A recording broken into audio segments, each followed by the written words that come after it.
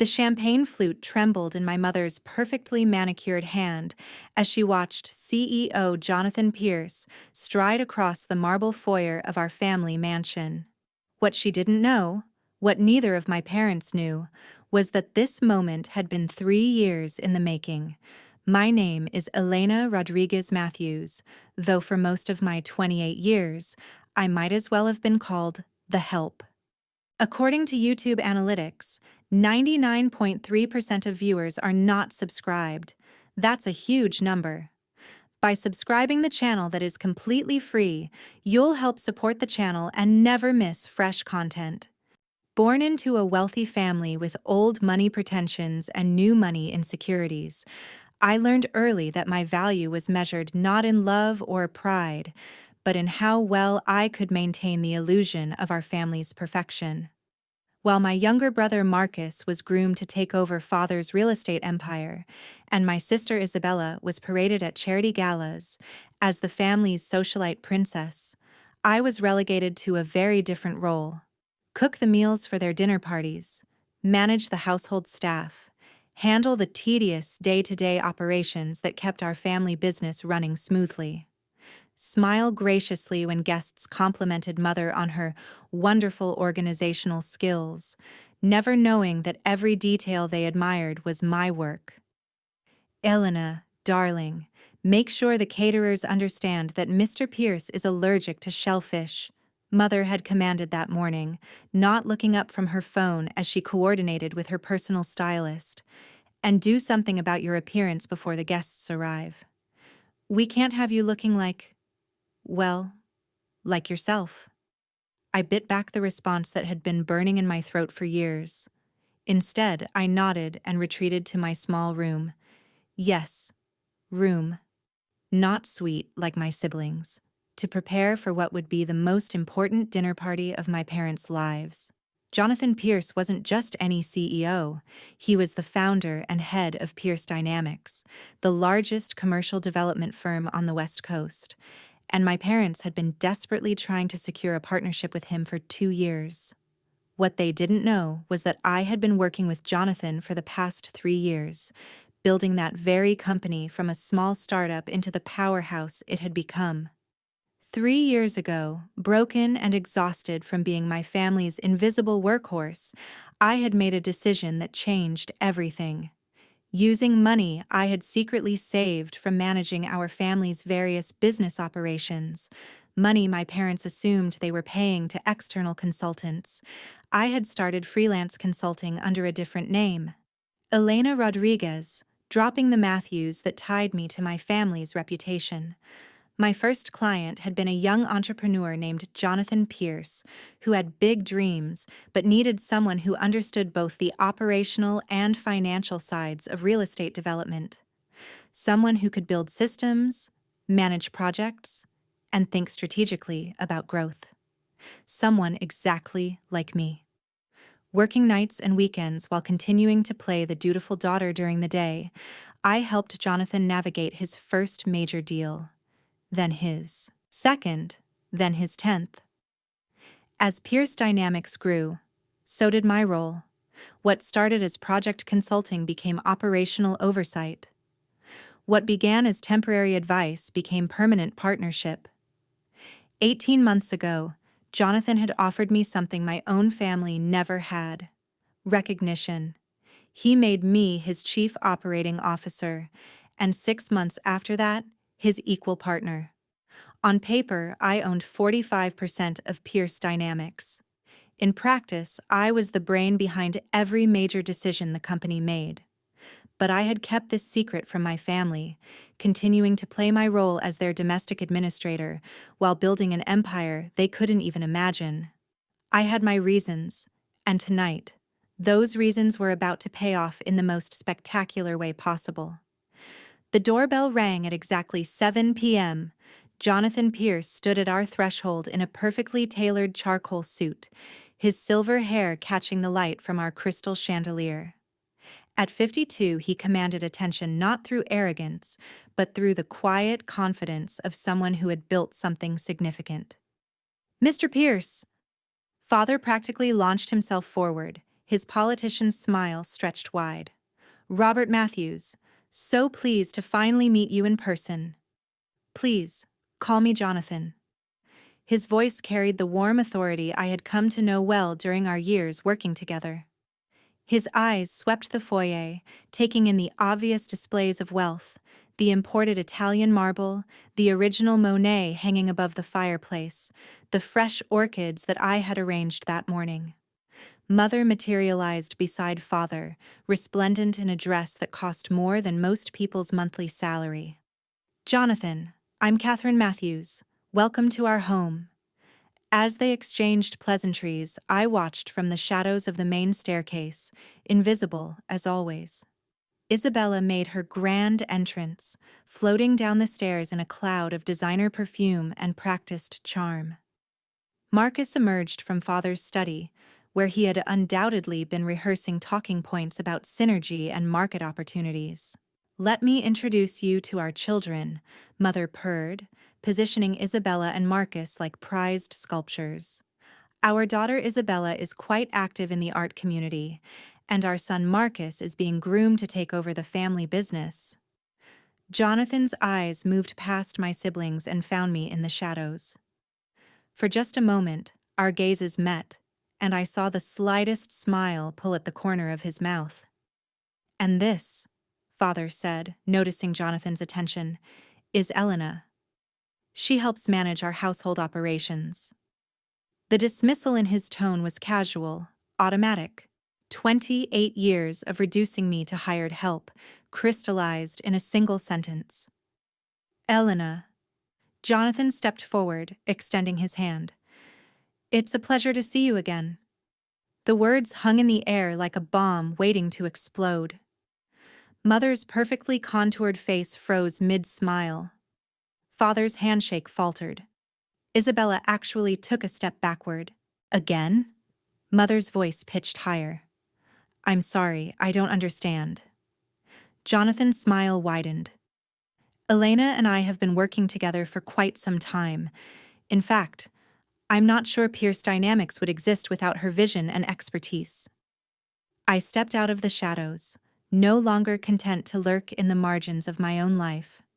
Hello, Jonathan. I trust the Henderson project is proceeding on schedule. Ahead of schedule, actually. Your projections were conservative, as usual.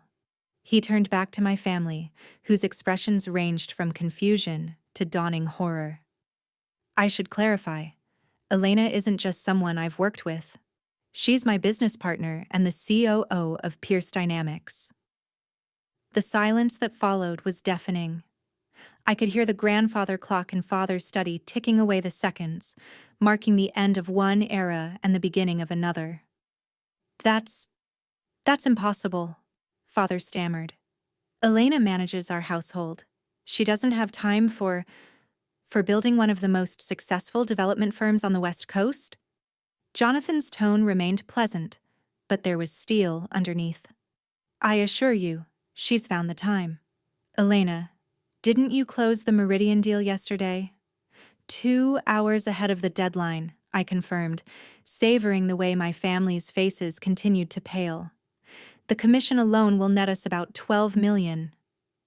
Isabella made a small choking sound. Marcus had gone completely white. But it was my parents' expressions that I found most satisfying. The slow, dawning realization that the daughter they had treated as domestic help was more successful than they had ever dreamed of being. 12 million, Mother repeated faintly. Just the commission, I clarified. The total deal value was significantly higher. Father's political composure cracked. Elena, what is the meaning of this? How dare you embarrass us in front of our guest by telling the truth?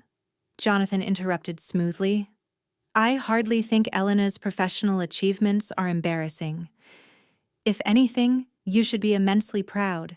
She's one of the most brilliant strategic minds I've ever encountered. The dinner that followed was a masterclass in uncomfortable tension. Mother kept trying to redirect conversation back to Isabella's charitable work or Marcus's business school achievements, only to have Jonathan politely but persistently return focus to my accomplishments.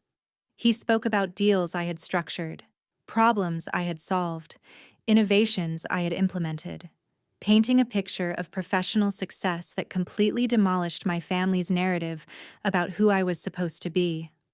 The Verde Tower project, Jonathan was saying over the main course, that was pure Elena. The City Planning Commission was going to reject our proposal until she restructured the entire approach. Brilliant work. Elena did that? Isabella asked weakly. But she's never mentioned. I've never mentioned a lot of things, I said quietly. Like, the fact that I've been supporting this family's lifestyle more than you know. Father's fork clattered against his plate. What do you mean by that? I had planned this moment for months, rehearsed it in my mind countless times. Now that it was here, I felt strangely calm. The consulting fees you've been paying for household management and business operations advice?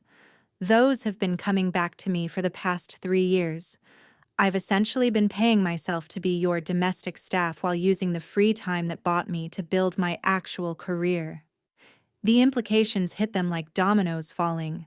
All the money they thought they had been saving by having me manage everything personally.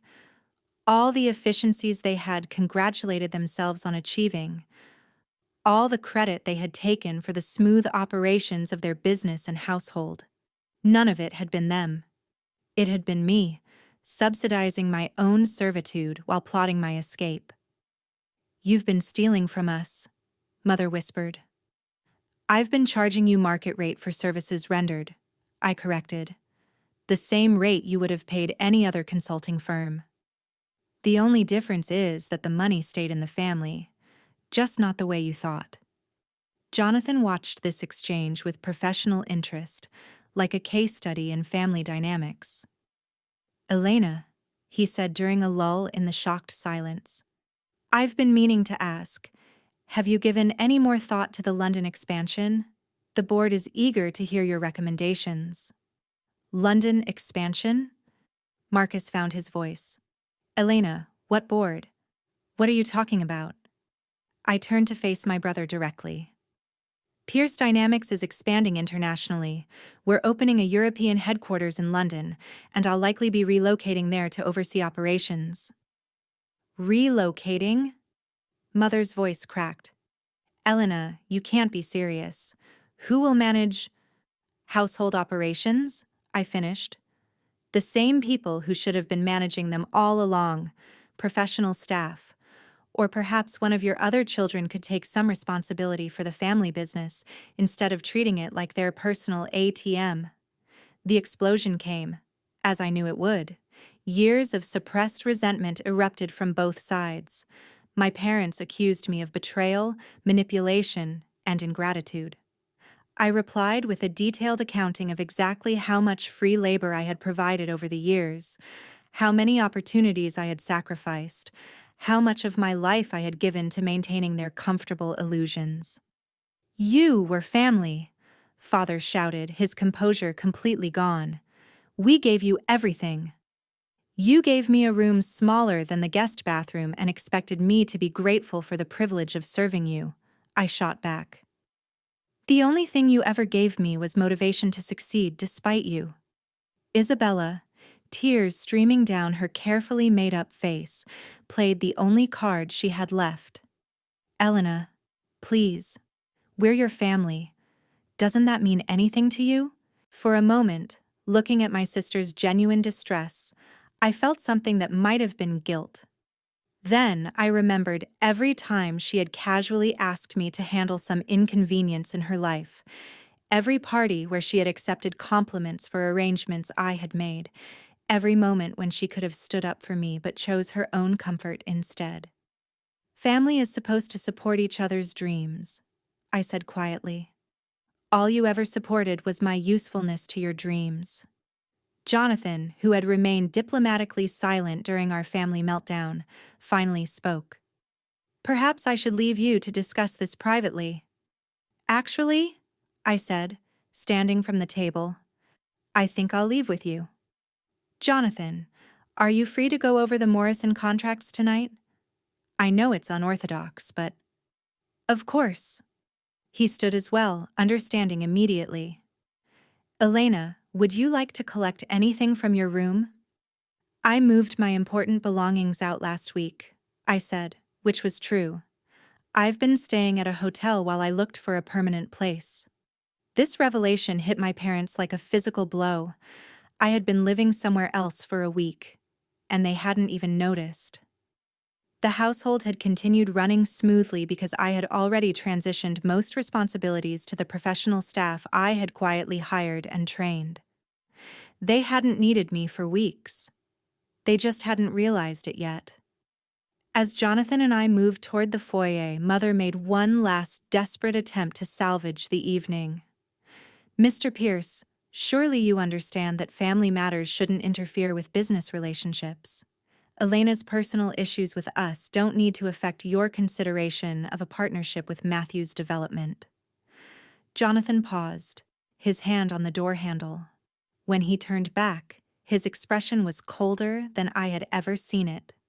Mrs. Matthews, you misunderstand the situation. I didn't come here tonight to explore a partnership with your husband's company. I came as a courtesy to Elena, who thought you deserved to know about her success before you read about it in the business journals. As for partnerships, he smiled, but it didn't reach his eyes. Pierce Dynamics has a strict policy against working with organizations that don't recognize talent when they see it. The drive away from the house where I had spent 28 years of my life was quieter than I had expected. Jonathan respected my need for silence as we wound through the hills toward the city, leaving behind the neighborhood where I had always been an outsider in my own home. "How do you feel?" he asked as we pulled into the parking garage of his downtown high-rise. "Free," I said, and realized I meant it completely. Terrified, but free. The London position is real, you know. If you want it. I had known it would be. Jonathan didn't make casual offers. I want it. Good. We'll announce the European expansion next week, along with your promotion to European Managing Director. That should generate some interesting press coverage. I thought about my parents reading those announcements, finally understanding the full scope of what they had dismissed so casually. They're going to hate me. They're going to respect you, Jonathan corrected. Eventually. Whether they hate you for it or not is their choice. 6 months later, I stood in the glass-walled conference room of Pierce Dynamics London, looking out over the Thames as I concluded a video call with a client in Hong Kong. The European division was exceeding all projections, and I had just closed a deal that would establish us as a major player in the international market. My assistant knocked and entered, carrying the afternoon mail. "Ms. Rodriguez, there's a personal letter here that was forwarded from the New York office." The return address was my parents' house. I almost threw it away unopened, but curiosity won. The letter was from Isabella, written in her careful finishing school handwriting. "Dear Elena, I've started this letter a dozen times and thrown it away each time. I don't know how to apologize for 28 years of taking you for granted. I don't know how to explain how we never saw what was right in front of us. Marcus is trying to learn the parts of the business you used to handle.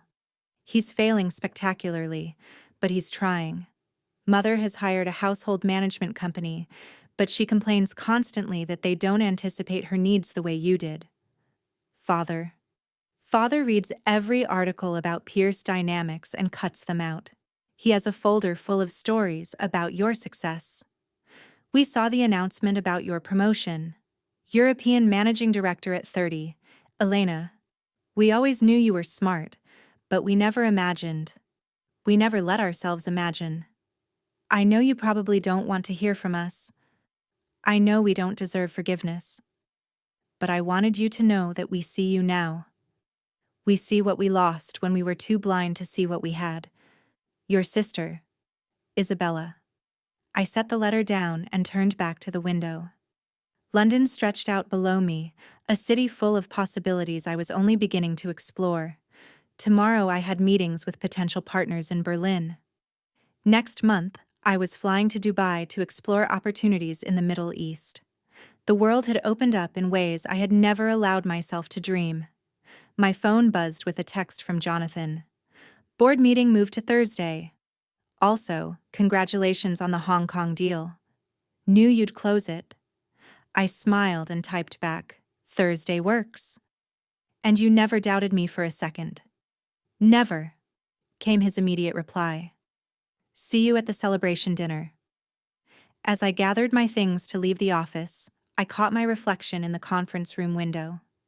The woman looking back at me bore little resemblance to the exhausted, invisible person who had served champagne at my parents' dinner parties. This woman wore tailored suits and carried herself with confidence. This woman commanded respect not through birthright or manipulation, but through competence and vision. This woman had chosen her own family, Jonathan, who had seen my potential when it mattered most, my team here in London, who valued my leadership, the network of professionals who sought my expertise and offered their own in return. I thought about Isabella's letter one more time as I walked through the London evening toward my favorite restaurant. Perhaps someday there would be room for reconciliation. Perhaps my parents would learn to see me as something other than the daughter who had disappointed them by refusing to disappoint herself. But that was a bridge for another day. Tonight, I had a success to celebrate and a future to plan. Tonight, I was exactly where I had always belonged, at the head of my own table, calling my own shots, living the life I had built for myself one carefully calculated decision at a time. The revenge I had planned for 3 years hadn't been about destruction. It had been about construction, building something so undeniably successful that the people who had overlooked me would have no choice but to see. Not for their approval, which I no longer needed, but for the satisfaction of proving that they had been wrong about what I was capable of. As I settled into my seat at dinner, raising a glass of champagne to toast my own accomplishments, I realized that the best revenge truly was living well, and I was living very well indeed.